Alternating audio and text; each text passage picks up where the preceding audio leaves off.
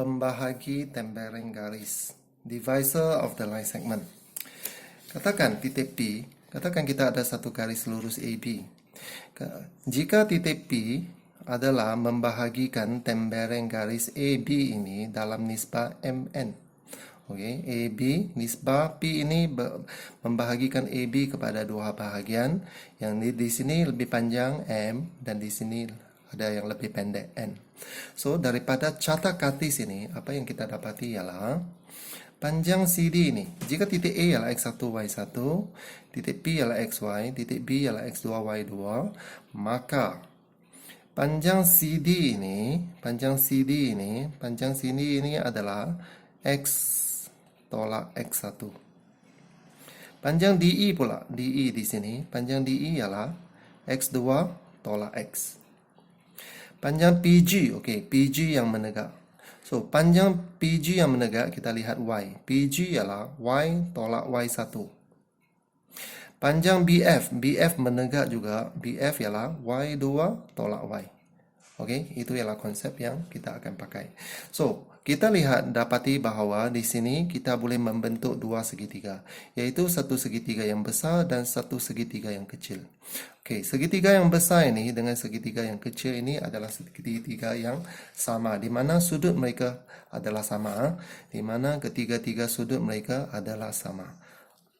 Okey, menggunakan konsep nisbah, apa yang kita boleh buat ialah, okey, kita dapati nisbah CD. Okey, nisbah CD, sisi segitiga besar ni. Nisbah CD, CG. Nisbah CD. Okey, CD. Okey. Bahagi BE. DE, bahagi DE. Ini ialah DE. Maksud dia, panjang ini bahagi panjang ini adalah sama dengan sisi hipotenus pada segitiga besar M, AP, bahagi PB. AP bahagi PB. Panjang ini bahagi panjang ini adalah sama dengan panjang ini bahagi panjang ini. Itulah konsep yang kita pakai. Okey. So, apa yang kita dapati ialah CD. CD ialah X tolak X1. DE ialah X2 tolak X. AP ialah M dan N. Okey, seterusnya kita buat hasil darab bersilang. Hasil darab bersilang, N darab sini, M darab ke sini, kita buat hasil darab bersilang. Kita kembangkan segitiga, kita kembangkan bracket, darab masuk.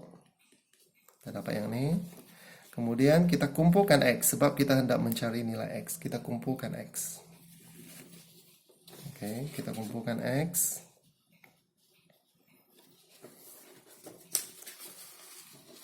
Dan kemudian kita faktorkan. Kita faktorkan X. Keluarkan X di sini, maka di dalam dia bagi dia M tambah N, NX1 tambah MX2. Okey, so apakah nilai X? So, nilai X yang kita mau cari, koordinat X ialah NX. Okey, ini adalah cara kita mendapatkan koordinat titik X. Menggunakan konsep yang sama, menggunakan segitiga yang sama, menggunakan konsep yang sama. Kalau kita lihat kepada sisi menegak pula. Kalau kita lihat kepada sisi yang menegak pula, apa yang berlaku ialah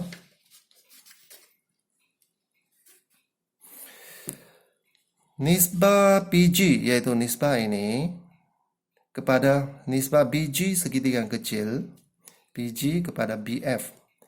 PG kepada BF, nisbahnya adalah sama dengan AP nisbah PB. Konsep yang sama. Okey, daripada apa yang kita buat macam tadi, apa itu PG? PG ialah Y tolak Y1. Kita ganti. BF ialah Y2 tolak Y2. AP, PB, MN. Okey, hasil darab bersilang. Kita kembangkan.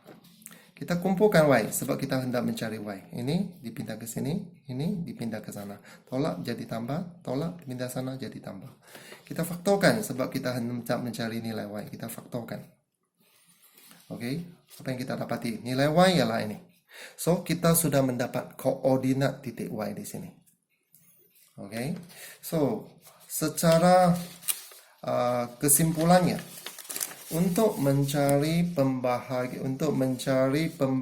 tembereng. Oke, untuk mencari pembahagi tembereng titik P, maka kita ada formula yang macam ini. Kalau kita hendak mencari titik P ini, oke, maka formula ialah nx1 tambah m2, mx2 bagi m tambah n, ny1 tambah my2 bagi m tambah n. So, kita dapati bahawa x1, y1 ini sentiasa kita darab dengan n. Manakala mx2 dengan y2 ini sentiasa kita darab dengan m. Oke, dan di bawah ini adalah nisbahnya. So, pastikan kita sentiasa darab M ini kepada X2 dan Y2. Kita sentiasa darab X1, Y1 ini dengan N di sini untuk mendapatkan titik tengah sini. Pembahagi tembereng ini. Oke, masih pelajar ingat kalau titik tengah, macam mana kita cari titik tengah sebelum ini? So, X1 tambah X2 bahagi 2, Y1 tambah Y1 bahagi 2. Ini adalah kerana kalau titik tengah, M dengan N dia sama. Betul tak? Maksud dia 1, 1. So, kalau kita ganti M1, N1, M1, N1 di sini, maka kita dapat formula titik tengah. So, titik tengah pun merupakan satu case pembahagi tembereng garis. Okey, sekarang kita masuk contoh. Menggunakan formula yang kita highlight tadi. Okey, contoh yang pertama. Titik P membahagikan AB dengan nisbah 3,2. Titik A ialah negatif 5, negatif 2. B ialah 5, 8. Okey. Nisbah 3,2. Maksud dia, P lebih dekat dengan A. P kepada A ialah 3 nisbahnya. P pergi kepada B, nisbahnya ialah 2. Itu maksudnya. So, kalau kita lukis dalam gambar, inilah maksud dia. P daripada A ialah 3, P daripada B ialah 2. Maksud dia, P adalah lebih dekat dengan B. Sebab di sini 3, di sini 2. So, untuk mencari titik P, okey, kita pakai formula. Apa yang kita mau buat ialah, sentiasa ingat. Yang 3 ini kita sentiasa darab dengan B. Dan nilai 2 ini sentiasa kita darab dengan A. So, apa yang kita dapati? Titik P. Mengikut formula. Mengikut formula. So, untuk mencari koordinat titik X, kita pakai X. 2 darab negatif 5 tambah 2 darab negatif 5, 3 darab 5. Kita pakai semua koordinat X untuk mencari titik X. Okey, 3 tambah 2. 3 tambah 2. Koordinat Y, kita pakai semua nilai Y. 3 darab 8 tambah 2 darab negatif 2. Dan di sini ialah nisbahnya 3 tambah 2. So, kita ringkaskan. Dan kita dapat jawapannya. Titik P adalah 1, 4. Contoh yang kedua.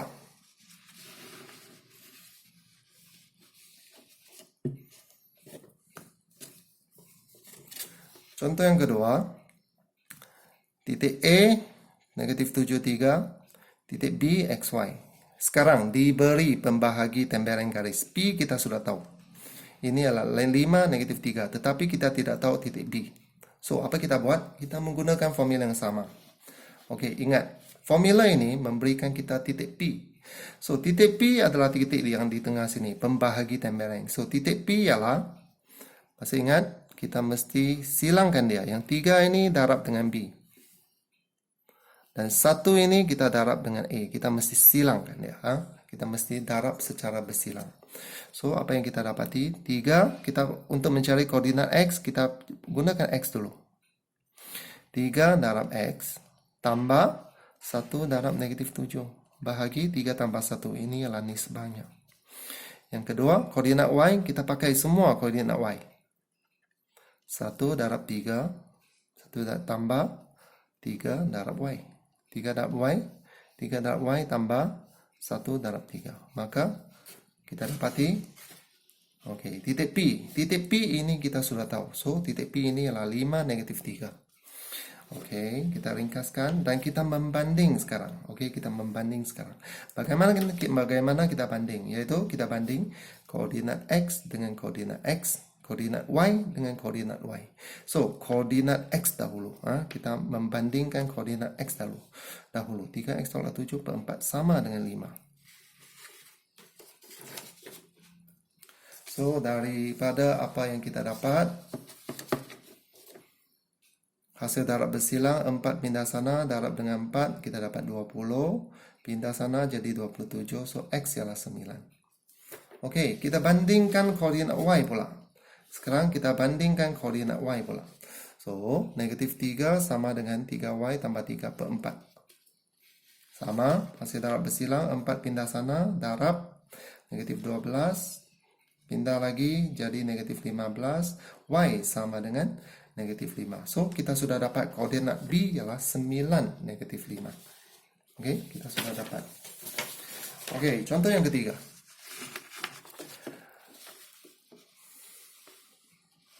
Okey, sekarang contoh yang ketiga ini, kita hendak mencari nisbah. Okey. A, negatif 21, B, 25. P ialah negatif 12. Okey, tiga-tiga titik ini diberi, tetapi nisbah dia kita tidak tahu. So, kita letak MN. Okey, so kita buat seperti biasa. Untuk mencari titik P, maka formula dia ialah M mesti darab di sana, dan N mesti darab di sini. So, apa kita dapat? Untuk koordinat titik X, kita ambil koordinat titik X. M darab 2, 2 darab M, tambah N darab negatif 2. Bahagi nisbahnya. Hasil tambah nisbah, M tambah N. Okey. Koordinat Y pula. N darab 1. Tambah M darab 5. Bahagi hasil tambah nisbah. So, apa yang kita dapati? Titik P ialah, okey, sekarang kita ada titik P, negatif 1, 2. Okey, kita ringkaskan yang ini. Ini adalah apa yang kita dapat. Kemudian kita membanding seperti biasa. Kita membanding. Daripada perbandingan kita, cikgu gunakan X. Pelajar boleh guna Y juga, cikgu guna X. Negatif 1 adalah sama dengan yang ini. Kita pindah-pindah, hasil darab bersilang, ini darab ke sana. Negatif M, negatif N, kita kembangkan. Kita kumpulkan N. Negatif 2M pindah sana, M. Negatif M pindah ke sebelah sini. Kita dapati N sama dengan 3M. Kalau cikgu pindah M ke sebelah sini, bahagi N bahagi 3, ini sama dengan 3. 3 maksudnya 3 per 1. Okey, kalau cikgu terbalikkan kedua-dua belah, M per N per M ialah 3 per 1. Maka M per N ialah 1 per 3. So, nisbah M kepada N ialah 1 nisbah ke 3. Apa itu M? M ialah AP. M ialah AP. N ialah PB. Nisbah AP kepada PB ialah 1 nisbah 3. Okay. N per M ialah 3 per 1. Cikgu terbalikkan. M per N ialah 1 per 3. So, M nisbah N ialah 1 nisbah 3. Apa itu M? M ialah AP. N ialah PB. Maka nisbah AP kepada PB ialah 1 nisbah 3. So, dalam kes ini, cikgu bandingkan X.